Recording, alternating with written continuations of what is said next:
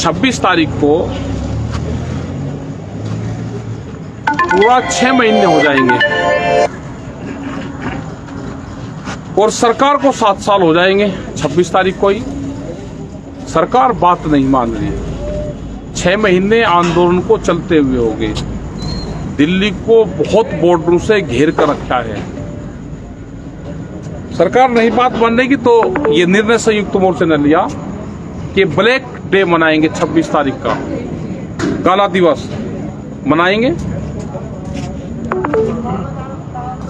काले झंडे अपने घरों पर लगाएंगे, अपनी गाड़ियों पर लगाएंगे, अपने ट्रैक्टर पर लगाएंगे और 10-11 बजे के आसपास सुबह किसी भी टाइम जिसको टाइम मिले वो अपने गांव में, अपने चौराहे पे, अपने शहर में कहीं पे भी सरकार का पुतला दहन करेगा। ये निर्णय वहां पे लिया गया है क्योंकि सरकार बात नहीं मान रही। कोरोना काल है, बड़ा प्रोग्राम दूसरा नहीं कर रहे, इसलिए ये है कि 26 तारीख को 6 महीने हो जाएंगे तो काला दिवस मनाया जाएगा।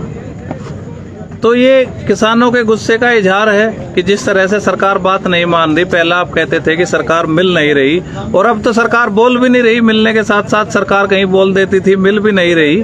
तो इस तरह के सांकेतिक विरोध से आप मानते हैं कि सरकार पे दबाव बनेगा? हाँ, तो बिल्कुल दबाव बनेगा। ये जाएगा, आम लोगों को पता चलेगा, तो ये बिल्कुल दबाव बनेगा। एक आंदोलन करने का ये भी एक तरीका है। तो अलग अलग तरीके इस आंदोलन में अपनाए जा रहे। तो ब्लैक डे का भी एक आंदोलन का तरीका है और उस आंदोलन के तरीके को हम अख्तियार करेंगे और सरकारों तक अपनी बात पहुंचाने का काम करेंगे। आप हमेशा बहुत सशक्त अपील करते हैं, तो इस बारे में भी आपने किसानों से क्या अपील की है? किस तरह से लोगों को संदेश भेजा है? क्या तरीका किसान संगठन अपना रहे हैं? वर्चुअल मीटिंग भी कर रहे हैं, आपस में व्हाट्सएप ग्रुप पे बहुत लिटरेचर भी भेजा जा रहा, तमाम पोस्टर भी भेजे जा रहे। तो अब किसानों से किस तरह की अपील है और आगे आंदोलन को किस तरफ ले जाना चाहते हैं आप लोग? आंदोलन शांतिपूर्ण तरीके से रहेगा, चलता रहेगा। आंदोलन लंबा चलेगा तो किसान उसकी तैयारी जरूर करे। अपने खेत पे जैसे ध्यान देता है उसी तरह का ध्यान अपने आंदोलन पर दे। जो पोस्टर भेजे जा रहे हैं उनको पढ़े, जो गाइडलाइंस है उसको पढ़े और शांतिपूर्ण तरीके से जो जहां पे है वहीं पे ही प्रदर्शन करे। वो इसका हिस्सा बने आंदोलन का और जब ही सरकारों तक ये मैसेज जाएगा। कोरोना का कोहराम किसानों को सरकारें और मीडिया मिलकर कर रही हैं बदनाम। एक सूची जारी की है हरियाणा सरकार ने कि देखिए किसान आंदोलन से आते हैं और गांव-गांव में कोरोना फैला रहे हैं, जबकि सच्चाई ये है कि कोरोना के केस आज तक किसी बॉर्डर पे आधिकारिक रिकॉर्ड में नहीं मिले हैं। अगर किसी किसान को हार्ट अटैक भी आता है, उसको हॉस्पिटल ले जाया जाता है तो जबरदस्ती उसको कोरोना का मरीज साबित करने का प्रयास किया जाता है। ऐसी घटना 2 दिन पहले भी सोनीपत के हॉस्पिटल में हुई है। जिनको कोरोना बताते हैं उनका पोस्टमार्टम देश में होता नहीं है, उनका पोस्टमार्टम भी हुआ, फिर भी मीडिया उनको कोरोना बता रही है। तो ये सरकार के साथ मिलकर जो है एक बड़ा अभियान किसान आंदोलन को बदनाम करने का है। टिकैत साहब, आप इससे कैसे निपटेंगे? इससे निपटेंगे सोशल मीडिया के माध्यम से निपटेंगे और अपने लोग समझदार हैं। गाँव में जो प्रचार होता है वो प्रचार पूर्ण रूप से झूठा प्रचार होता है। कोरोना का उद्गम स्थल ये आंदोलन नहीं है, ये तो कॉलोनियां हैं, ये तो घर हैं। पूर्ण रूप से ये घर है अपने और ये ना खाली होंगे। ये जिस तरह से मीडिया प्रचार कर रही है, जिस तरह से सरकारें उनके माध्यम से प्रचार करवा रही हैं कि किसान चला जाए। अगर कोरोना काल में देश में कानून आ सकते हैं तो कोरोना काल में ही देश में से कानून खत्म भी हो सकते हैं। अगर इतनी ज्यादा चिंता है तो आप कानून को वापसी ले लो, एमएसपी पे कानून बनाओ, उसकी घोषणा करो। देश में अगर कोरोना है, कोई बीमारी है तो उसके नाम पे आप हॉस्पिटल, ऑक्सीजन हॉस्पिटल का आप वो करो। गांवों में हॉस्पिटल बने हुए हैं, उनकी बिल्डिंगें बने हुई हैं, वहां पे कोई डॉक्टर नहीं है, दवाइयां नहीं है। सरकारों को पहले ध्यान देना चाहिए कि बीमार कोई आदमी है तो उसको अस्पताल मिले।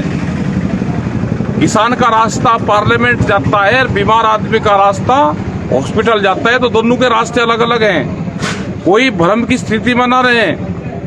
बीमार कोई होगा तो अस्पताल जाएगा, सरकार की जिम्मेदारी है। और किसान आंदोलन का रास्ता पार्लियामेंट जाता है, इसका समाधान पार्लियामेंट से होगा। तो इन अफवाहों पर ध्यान ना दे।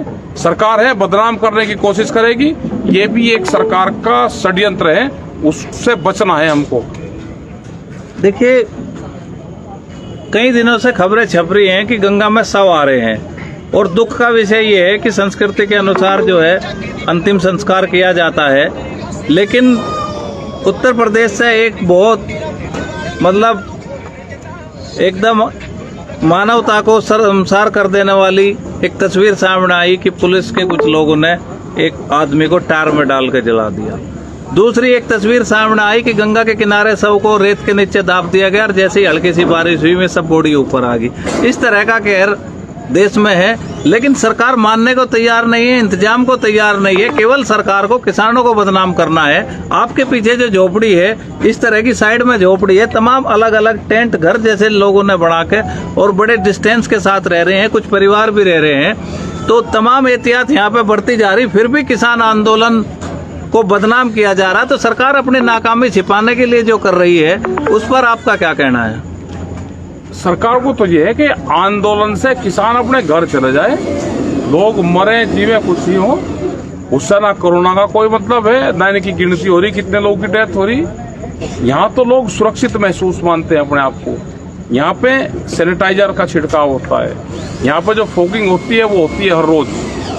तो यहाँ पे बीमारियां नहीं है। बीमारी तो गांव में होगी, शहर में होगी, कॉलोनी में होगी। उसका इलाज करें, हॉस्पिटलों को बनाएं। हॉस्पिटलों में ऑक्सीजन नहीं है, ऑक्सीजन का इंतजाम करें।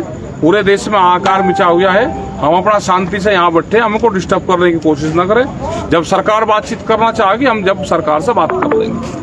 अभी अपने हॉस्पिटलों पर ध्यान दे सरकार। जिस कॉरपोरेट के खिलाफ आपकी लड़ाई है, इस कोरोना काल में देखने को उसका एक रूप और मिला है कि सरकारें लंबे समय से, किसी की भी सरकार रही हो, स्वास्थ्य, ग्रामीण चिकित्सा और शिक्षा पे बजट खत्म करती रही, उसको घटाती रही, जिससे सरकारी अस्पताल और स्कूल बंद होने के कगार पर आ गए। आज भी वही स्थिति है, लेकिन वर्तमान में ये तमाम शिकायतें आ रही हैं कि प्राइवेट जो निजी अस्पताल है, उनको लूट की छूट मिली हुई है। 5 लाख रुपए एडवांस में जमा कराते हैं। कोरोना का इलाज अगर होता है तो वो 10 लाख रुपए से लेकर 50 लाख रुपए तक दिल्ली एनसीआर में होता है। तमाम उपकरण छोटे जो शहरों में है, उसी इलाज के वो 5 से 10 लाख रुपए लेते हैं। सरकारी सिस्टम ध्वस्त हो चुका है, लेकिन सरकार अभी उसको मान नहीं रही है। सरकार ने एक पैकेज बनाया है कि 50,000 करोड़ रुपए का लोन सस्ती रियायती दरों पे निजी अस्पतालों को देंगे। अगर यही काम सरकारी अस्पतालों के लिए किया जाता तो इसका क्या लाभ होता? और जिस तरह से निजीकरण को बढ़ावा दिया जा रहा, तो इसके इफेक्ट आप देख चुके हैं। तो इस पर आपकी क्या राय है?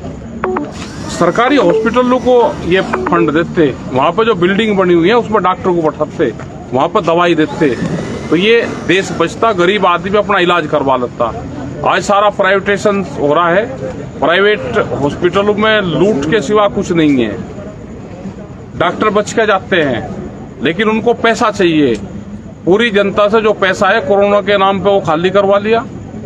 एक बड़ा षड्यंत्र है। सरकारी हॉस्पिटल, हमारे सरकारी डॉक्टर, उसके इंतजाम करना चाहिए था। उतना फंड उन पर हम लगाते तो उससे ज्यादा फायदा हो जाता। और बहुत जगह जहाँ प्रेशर दे के काम करवाए हैं, वहाँ पे काम चल रहे हैं। 8-8, 9-9, 10-10 सिलेंडर एक का गाँव में अगर दे दिए तो उससे बहुत लोगों की जान बची।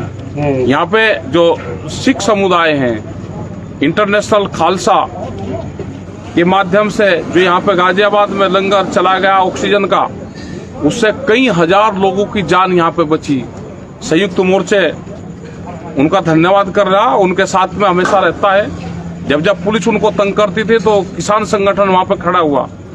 और आज यही सरकारें, यही अधिकारी उसकी तारीफ कर रहे। आज उनको पूर्ण रूप से वे फैसिलिटी अवेलेबल करवाई। अगर वो पहले से ही करवा देते तो बहुत लोग ऐसा है कि जो इसमें योगदान दे सकते हैं। बहुत जगह हमने अपने सिलेंडर भिजवाए तो उन सिलेंडरों से लोगों की जान बची है। तो ऑक्सीजन पर हमको काम करना चाहिए, दवाइयों पर हमको काम करना चाहिए। और जो रूरल पे जो हॉस्पिटलों की बिल्डिंग पड़ी है, उनको ठीक करके वहाँ पे हमको काम करना चाहिए। आपदा के समय चाहे कोई सरकार हो, अगर हमारे आसपास या कहीं भी दुनिया में कोई आपदा आती है तो सरकारें एक दूसरे की मदद करती हैं। लेकिन हिंदुस्तान में बहुत सारी तस्वीरें और खबरें इस तरह की आ रही कि मदद करने वालों पर ही मुकदमा लिखा जा रहा, चाहे वो सिविल सोसाइटी हो या किसी राजनीतिक दल के लोग हो। उनसे क्राइम ब्रांच पूछताछ करती है, उनकी एम्बुलेंस बंद कर दी जाती है और तमाम ऐसी दिक्कतें पैदा की जाती है। उन पर ऑक्सीजन स्टोरेज के मुकदमे लगते हैं। तो इस पर सरकार की क्या मंशा है? सरकार की मंशा ये है कि लोगों को मरने दो, ये हो सकता है किसी दवाई का ट्रायल हो रहा हो, ये समझ में नहीं आ कि लोग मर रहे हैं और सरकार पूर्ण रूप से चुप है। लोगों को मरने के लिए छोड़ दे, अगर कोई मदद करता है तो उसे कहे कि ना इसकी मदद मत कर, उसके ऊपर मुकदमा लिखा जाता है। तो पहली बार देखने को मिला। तो इसका जनता ही इसका जवाब देगी पूर्ण रूप से, कौन लोग उनकी मदद कर रहे हैं, कौन लोग अपने घरों में बैठे हैं। जितने भी लीडर्स हैं वो कोई सड़कों पर नहीं है, कोई बातचीत नहीं करना चाहता, कोई अपने लोगों की मदद नहीं करना चाहता। गरीब आदमी अपने मरीज को लेके और हॉस्पिटलों की ठोकरें खाता फिरता है, उसको कोई इलाज नहीं मिलता। तो यह कि सरकारों को शर्म आनी चाहिए और भारत सरकार को इस्तीफा देना चाहिए।